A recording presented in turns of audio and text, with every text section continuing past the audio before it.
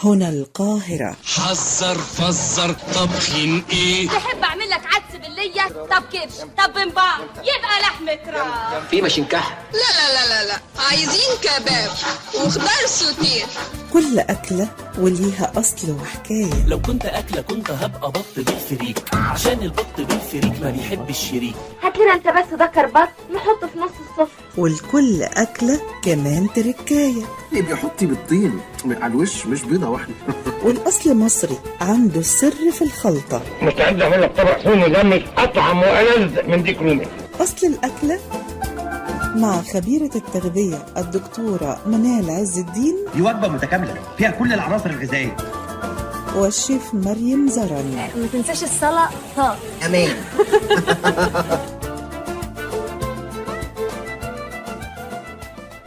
طبقنا النهاردة طبق مصري بتوثيق فرعوني، الفتة.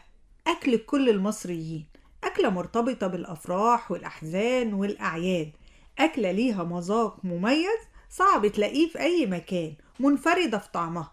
طشة التوم بالخل بالصلصة بصراحة بتخلي طبق الفتة في حتة تانية خالص. ويا سلام لو معاها حتتين لحمة ولا شوية فشة ولحمة راس، هي دي الأكلة ولا بلاش. الفتة كانت تحت خروف هتبقى حلال للملهوف، وفتلا يلهط منها ألوف وتشوفه تقول طشر الحلو، هتاخدنا يلا عمل معروف.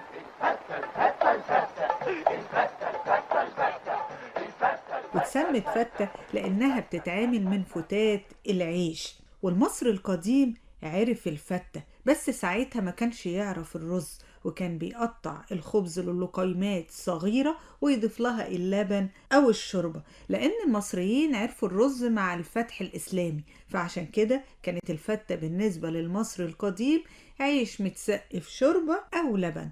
فتة فتة يا اخويا الفتة. وخلينا نروح لمريم اللي هتشرح لنا تكات وتركات الفتة. يا تكاتو يا حركاتو. اول حاجه هنعملها ان احنا لازم نسلق اللحمه اللي احنا هنعمل بيها الفته. طريقه سلق اللحمه هنعملها بطريقه حلوه وتخلص بسرعه وتبقى سهله معانا. هنجيب بصلايه صغيره نبشرها، وهنجيب اللحمه الكباب حله الضاني. نوع اللحمه اللي احنا بنحبها ممكن تكون ايه يا مريم للفتة؟ الضاني او وش الفخده، والضاني ما يكونش فيه دهون كتير. يبقى نقول وش الفخده لان في كتير ما بيحبوش برضو طعم الضاني. وش الفخده اخف حاجه في اللحمه عامه. خلاص يا اخوانا بموت من الجوع. هنجيب البصله، هنحط معلقه سمنه صغيره، بس معلقه السكر صغيره جدا، يعني معلقه صغيره السمنه بلدي. تمام. والبصلايه اللي احنا بشرناها، وهنحط 4-5 فصوص حبهان وورق لورا. هنقوم حاطين اللحمه تاخد صدمه، نقعد نقلب فيها كويس جدا جدا. وفي نفس الوقت نكون غاليين ميه، نحط عليها ميه مغليه ونغطي عليها كويس. هتقعد ساعه. لو حد جايب لحمه وطلعت كبيره او عجوزه ممكن يحط نص معلقه سكر وكم فص توم صحيح، برضه هتسويها بسرعه. بتسرع من عمليه النضج جدا، بتسرع قوي.